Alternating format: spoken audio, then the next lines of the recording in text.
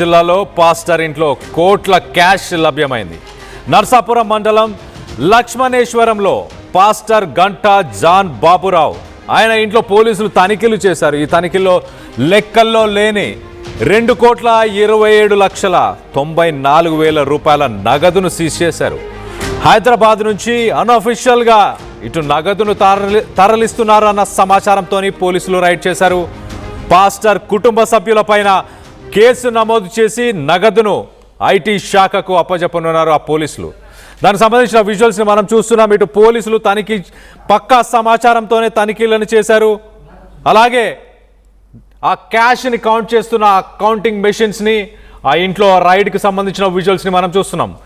2,27,00,000 రూపాయలు. ఇంత నగదు ఎక్కడి నుంచి వచ్చింది? హవాలా ఏమైనా నడుపుతున్నారా? దీనికి సంబంధించి పక్కా సమాచారంతోనే పోలీసులు రైడ్ చేసినట్టు తెలుస్తుంది. ఆ సూట్ కేసులో మనం చూడొచ్చు కట్టలు కట్టలుగా ఆ డబ్బులని మరి ఎక్కడి నుంచి ఎక్కడికి రవాణా చేస్తున్నారు, ఎందుకు రవాణా చేస్తున్నారు, ఆ వ్యక్తికి సంబంధించి అలాగే ఆ ఫ్యామిలీకి సంబంధించిన విజువల్స్ని మనం చూస్తున్నాం. అతనే కనిపిస్తున్న వ్యక్తియే గంటా జాన్ బాబురావు. ఒక పాస్టర్గా తను పనిచేస్తున్నాడు. మరి ఇంత డబ్బు ఆయన ఎలా సేకరించగలిగాడు? దీనికి సంబంధించి మరింత అప్డేట్ తీసుకునే ప్రయత్నం చేద్దాం.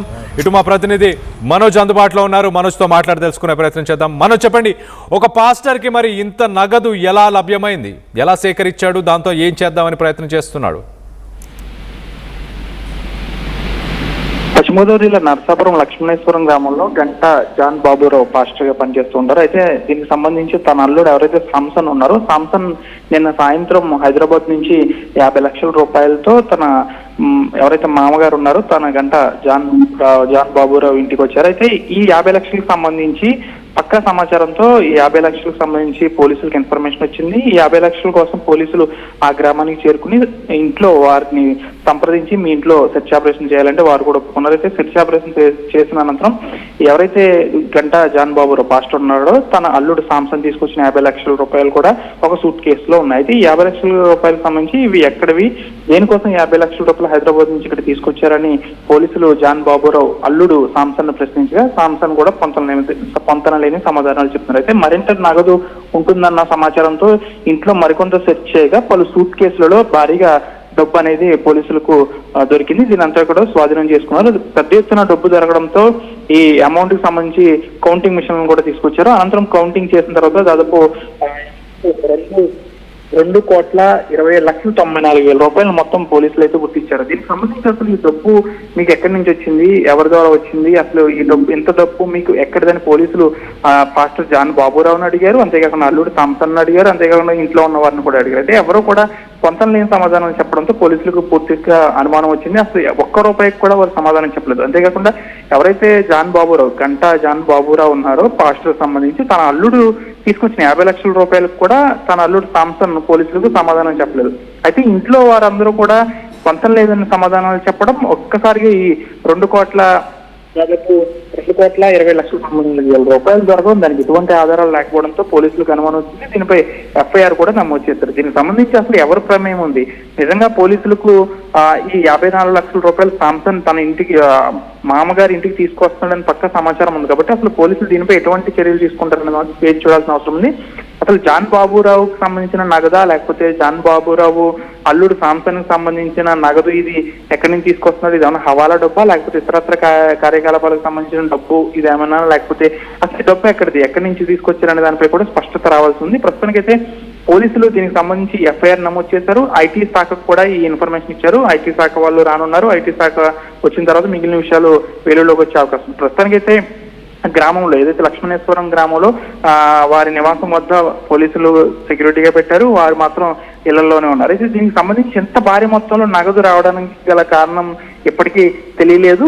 వారు పోలీసులు ఎన్నిసార్లు వారి కుటుంబ సభ్యులను అడిగినప్పటికీ కూడా మాకు తెలియదు అనే మాట అంటున్నారు తప్ప దీనికి సంబంధించిన డబ్బు సరైన పత్రాలు చూపించకపోవడం, సరైన ఆధారాలు చూపించకపోవడం పోలీసులకి అయితే అనుమానం వచ్చింది. నిజంగానే ఈ డబ్బుకు సంబంధించి కనుక సరైన పత్రాలు ఉంటే వారు చెప్పేవారు. కాబట్టి సరైన పత్రాలు కూడా లేవు.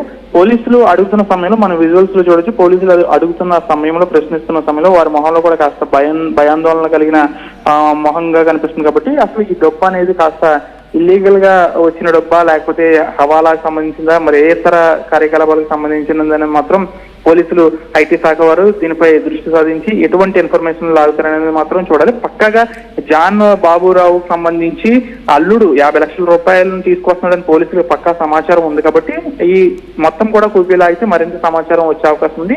ఇంట్లో వారందరూ కూడా ఎటువంటి కరెక్ట్ సమాధానం చెప్పలేదు, కొంతలేని సమాధానం చెప్పడంతో ప్రస్తుతం ఇది కాస్త నర్సాపురంతో పాటు ఈ ఉమ్మడి పశ్చిమ గోదావరి జిల్లాలో హాట్ టాపిక్ గా మారింది. అయితే దీనికి సంబంధించి పోలీసులు ఎటువంటి కీలకమైన ఆధారాలు సేకరిస్తారనేది మాత్రం వేచి చూడాల్సిన అవసరం ఉంది.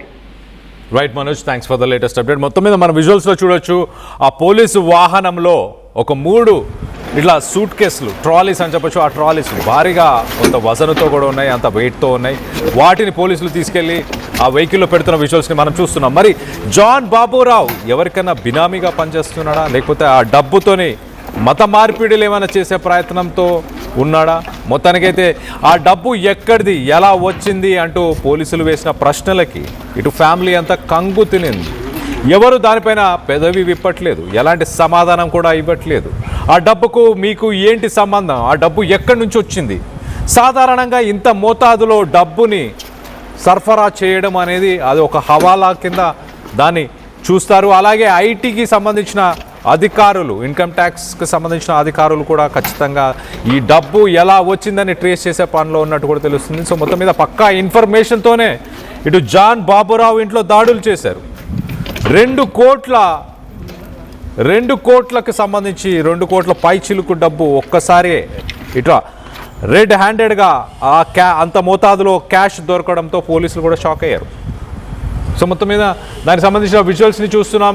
ఆ ఇంట్లోంచి ఆ డబ్బుని తీసుకెళ్తున్న విజువల్స్ని ఆ సమయంలో పోలీసులు రైడ్ చేసిన సమయంలో ఇటు జాన్ బాబురావు కానీ తన ఫ్యామిలీ మెంబర్స్, తన అల్లుడు కానీ ఎలాంటి మాట కూడా మాట్లాడలేదు. అలాగే భయభ్రాంతులకు గురైనట్టు ఇంత డబ్బు దొరికిందని బాధపడ్డారా, లేక ఎవరి గుట్టైనా విప్పబోతున్నామని భయపడుతున్నారా, ఎవరికైనా బినామీగా వర్క్ చేస్తున్నారని మీరు భావిస్తున్నారా?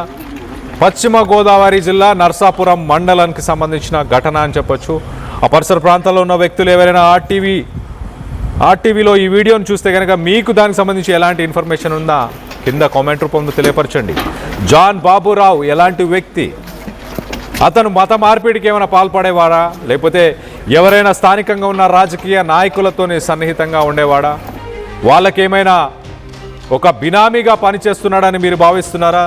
దీనికి సంబంధించి మీ అభిప్రాయాలు ఏంటనేది కింద కామెంట్ రూపంలో తెలియపరచండి. విజువల్స్లో మనం చూడొచ్చు ఇటు పోలీసుల అధికారులు అక్కడికి చేరుకొని పక్కా ఇన్ఫర్మేషన్తోనే చేరుకొని ఈ రైడ్స్ని నిర్వహించారు. దాని తర్వాత కౌంటింగ్ మెషిన్స్ని కూడా తీసుకెళ్ళి ఆ డబ్బుని లెక్కించడానికి కూడా కొంత సమయం పట్టింది, కొన్ని గంటల సమయం పట్టింది. దానికి సంబంధించిన విజువల్స్ని మనం చూస్తున్నాం. ఇటు కౌంటింగ్ మెషిన్స్లో ఆ డబ్బుని లెక్కించిన ఆ విజువల్స్ని చూస్తున్నాం. అలాగే బ్యాగుల్లో కట్టల కొద్దీ ఉన్న ఆ డబ్బులను కూడా చూస్తున్నాం. దీనికి సంబంధించి మీరేమనుకుంటున్నారు, మీ అభిప్రాయాలని కింద కామెంట్ రూపంలో తెలియపరచండి. ఇవాళ మార్నింగ్ సమ్వేర్ అరౌండ్ 12 o'clock ఆ టైంకి ఒక సమాచారం వచ్చింది. దాని నిమిత్తం మేము మా డిఎస్పీ గారు నోటీస్లో నెట్టి, సీనియర్ ఆఫీసర్స్ నోటీస్లో పెట్టి సర్చ్ ప్రొసీడింగ్స్ తీసుకుని ఇక పీచ్పాలలో ఓఎన్జీసీ ఓల్డ్ సైట్ దగ్గర ఒక హౌస్ అన్నారండి, 3 story బిల్డింగ్. ఆ బిల్డింగ్కి వెళ్ళి వాళ్ళతో అడిగి వాళ్ళు హౌస్ సర్చ్ చేసాము. హౌస్ సర్చ్ చేస్తే మాకు 2,27,94,000 క్యాష్ దొరికింది. ఆ క్యాష్ ఎలా వచ్చింది మీకు అంటే ఇంట్లో వాళ్ళు ఒకళ్ళు కూడా ఏ రకమైన సమాధానం వెళ్ళబోతున్నారు, అసలు ఇంత అమౌంట్ ఉంది మా ఇంట్లో కూడా అని చెప్పలేకపోతున్నారు వాళ్ళు. క్యాష్ యూజ్ చేసామంటే దాని మీద ఒక 102 CRPC కింద ఎఫ్ఐఆర్ తీసుకుంటాం.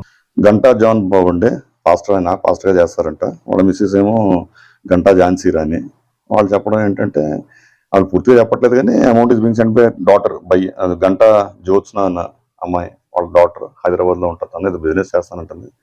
వాళ్ళ అల్లుడు పొద్దున్న 50 lakhs క్యాష్ తీసుకొచ్చారు. మాకు అది మెసేజ్ వచ్చింది, ఆ మెసేజ్ వచ్చింది, ఆ ఇన్ఫర్మేషన్ వచ్చింది. దాని నిమిత్తం 50 lakhs క్యాష్ తెచ్చాడు. అట్ ద సేమ్ టైం ఇంట్లో కూడా ఇంకా అమౌంట్ ఉండొచ్చు అని ఒక ఇన్ఫర్మేషన్ వస్తే దాని మీద మేము వెళ్ళాం. ఇంట్లో కూడా ఫర్దర్ క్యాష్ దొరికిందండి.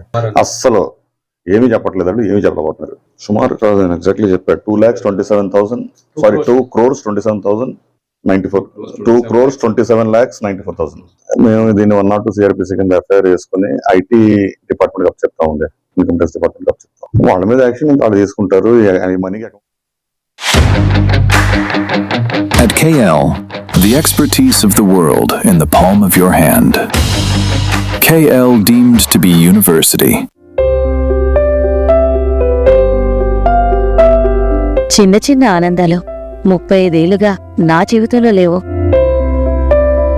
35 ఏళ్లుగా నేను డైపర్లలో బ్రతికాను. 6 సెంటీమీటర్ల ఫిస్టులా నా మూత్రాశయంలో లీకు కారణమైంది. ఎవరూ నాకు సహాయం చేయలేకపోయారు. AINUలో వైద్యులను కలిసే వరకు. అక్కడ వారు రోబోటిక్ శస్త్రచికిత్సతో నాకు పరిష్కారం ఇచ్చారు. వారు నా ఆత్మవిశ్వాసాన్ని కూడా తిరిగిచ్చారు. Precision care makes it possible. The Center for Robotic Surgery at AINU